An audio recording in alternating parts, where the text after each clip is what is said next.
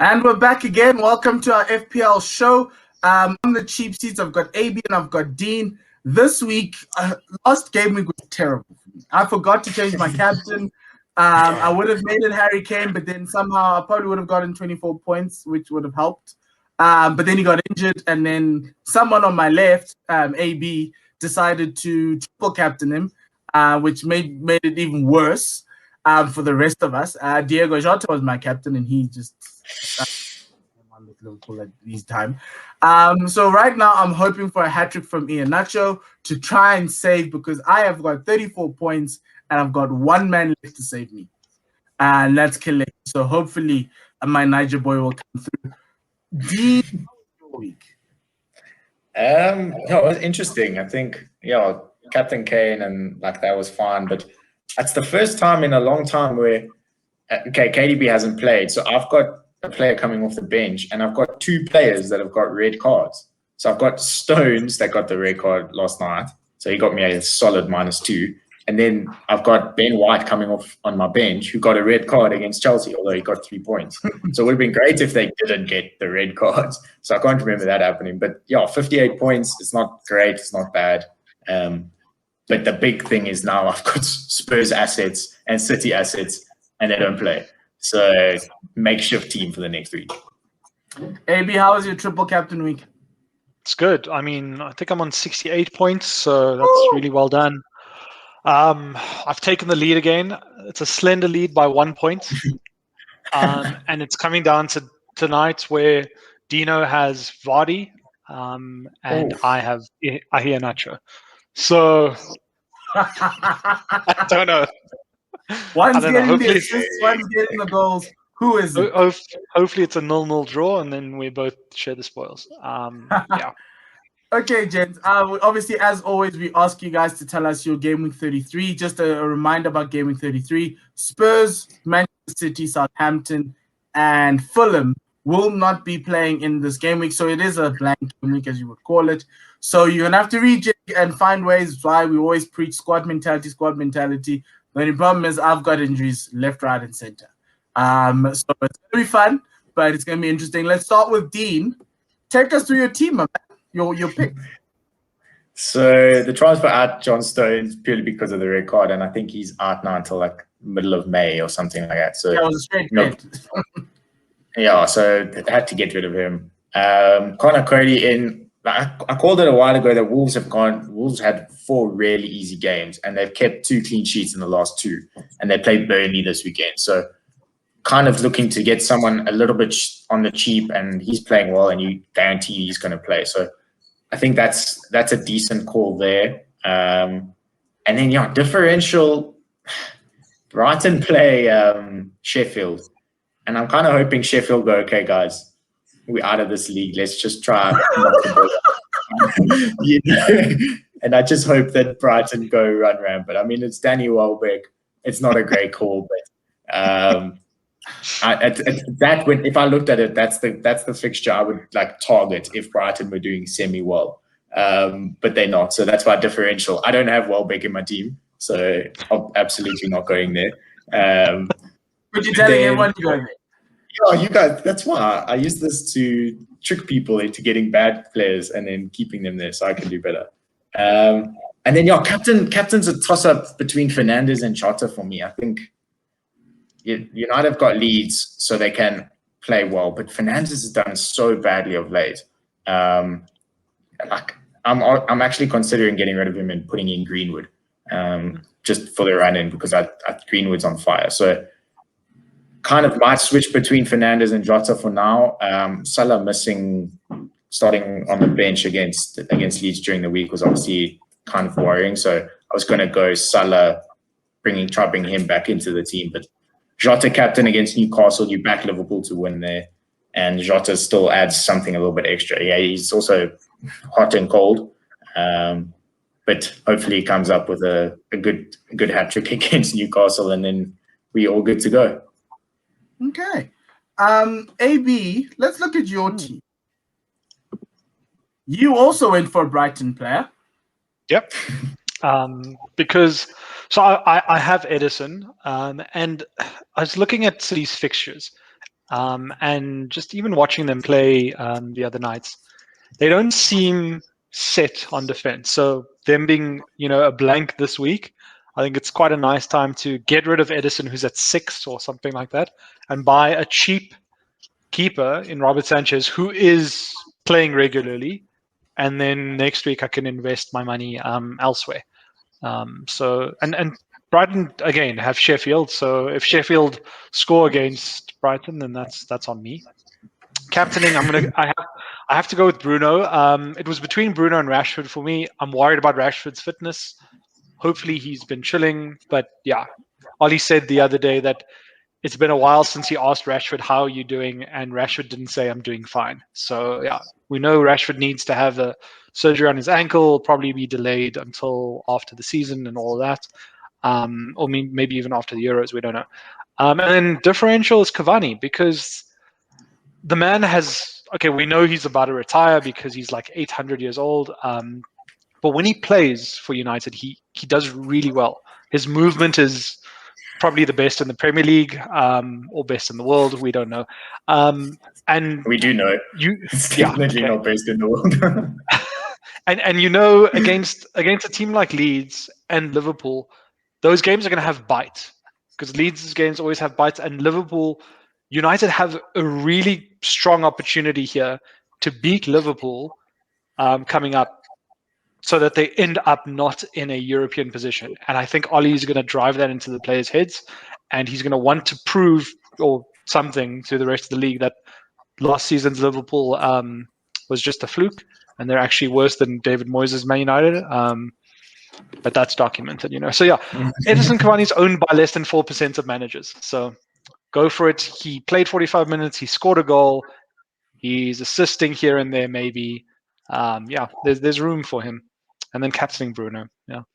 So that's me. So Dean's gone a little bit AWOL there, MIA. We'll work for him to get his stream back. Cool. I'll go through my team. Hey. Yes. So I need a striker because I've got a striker crisis. Lacazette's hamstrings or quads are problematic. I'm going to wait until like the last minute to make this change. I need strikers, and the only striker that I can think of that's differential and in the price range is Cavani. And so that's where I'm thinking. I know I brought Lacazette in, I'm taking him out. And then obviously from a differential perspective, this is one I'm thinking of making. Rafinha's injured, and I need someone who's actually going to play this week. And that's obviously Adama Traore. He's gotten a couple of 3 good weeks. And those 2 weeks where, as Dean said, they had good 4 fixtures. They've gone 2 now, and they had clean sheets. He's gotten some points, an average of 8 points across those games. So I need those 8 points. And then obviously from a captaincy perspective, it was between Bruno and Jota. I'm going with Bruno, hoping that he can relive or relive the magic, because obviously KDB's out, and I've tried Jota at captain, and it doesn't work. It just really doesn't work. Jota as a captain, not working at all. And so that's why I'm running away from him. I just don't know what other strikers are there in the market, guys. I know Dean's telling me about Danny Welbeck. I'm not spending money on Danny. The other person I can bring in is Ollie Watkins, but this Aston Villa now hit the skids. This is the Aston Villa we know. And so that's what my one big problem is, and I don't want to be rooting for Richarlison against Arsenal on Friday night, or DCL. So I'm kind of stuck because because Kane's injured and I'm not transferring him out. And Mason tells me that Kane's out for a long time. But yeah, so I'm a little bit stuck because obviously Kane isn't playing. Do you take him out and bring in like a Vardy? I've already got like Leicester coming through my nose. So that's where my issues are this week, is that Lacazette's injury just presents the biggest headache. Because even at Arsenal, Aubameyang's got malaria. Does that mean Martinelli starts in the middle, or is it Eddie Nketiah? Okay. And I think it might be Eddie Nketiah. And I don't want to trust Eddie Nketiah with any of my money.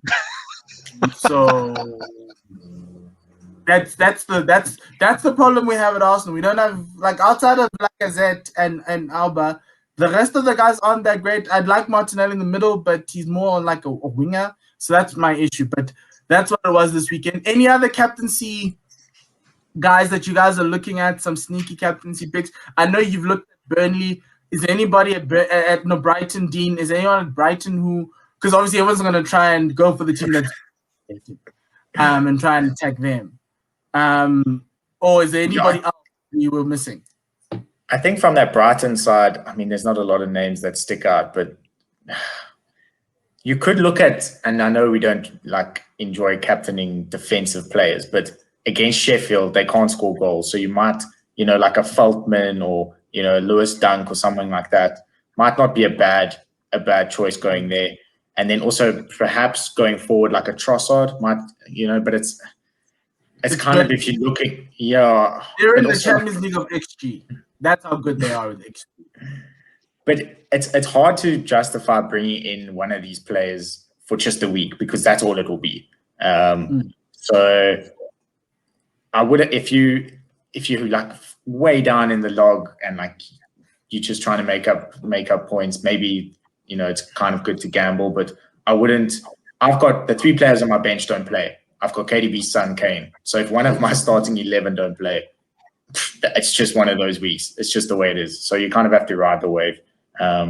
So don't go looking for quick solutions that are going to lead to long-term problems.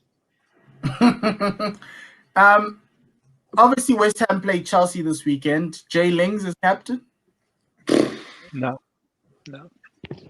Anybody from Chelsea? Nope. No one from Who's going to Chelsea. play in Chelsea. Like, you don't know who's going to rock up or who he's going to put on the team sheet. Mason Mount will play, I think.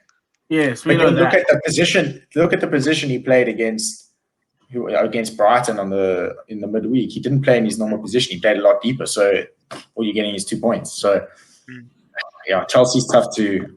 I was also looking at Chelsea bringing in one of them, but again, like a Rudiger as a defensive option, he's cheap and he looks like he plays, but then all of a sudden he doesn't play. And I think they are a lot more focused on Champions League.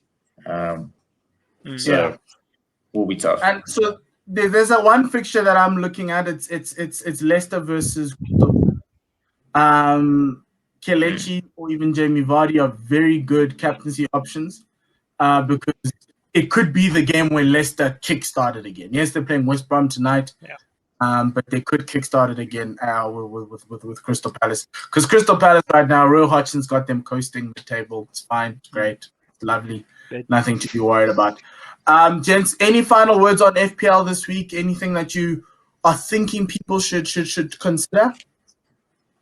I mean, I think if people are feeling bold, go for a Greenwood sort of captain. The kid's in hot form. He's not owned by much. And if you've got your triple captainship, play it. Why the hell not? I mean, sometimes you just got to play these chips. Mason Greenwood, man. Oh, wow. He scored 4 goals in his last 3 games. You who triple captain Harry Kane, but couldn't triple captain Mason Greenwood this week. Okay. Because I don't own him. I have 3 United players already, unfortunately. Yeah. Dean, any funky triple captaincy things like AB or anything that you'd like the peeps to know?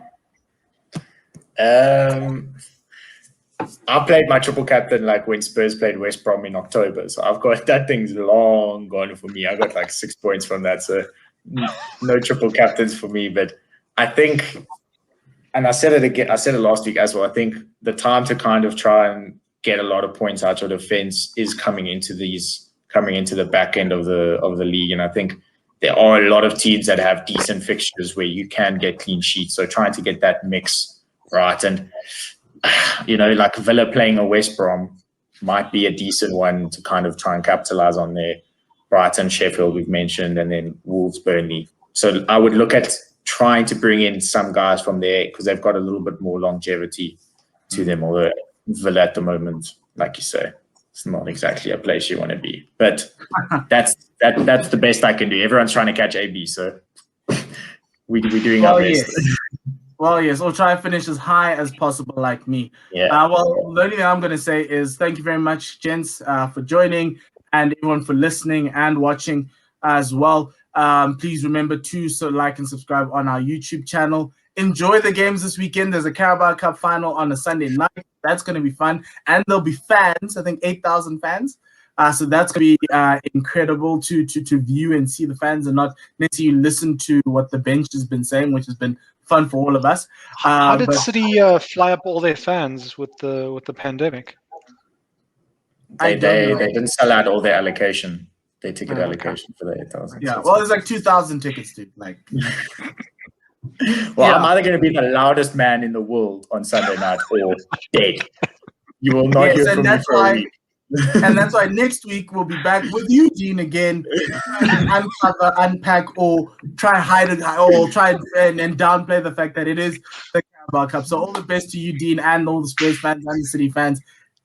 Let's just close it now. Thank you very much for listening. Remember, like and subscribe. And from 3 of us at the Cheap Seats, it's goodbye and le salut, kakakis.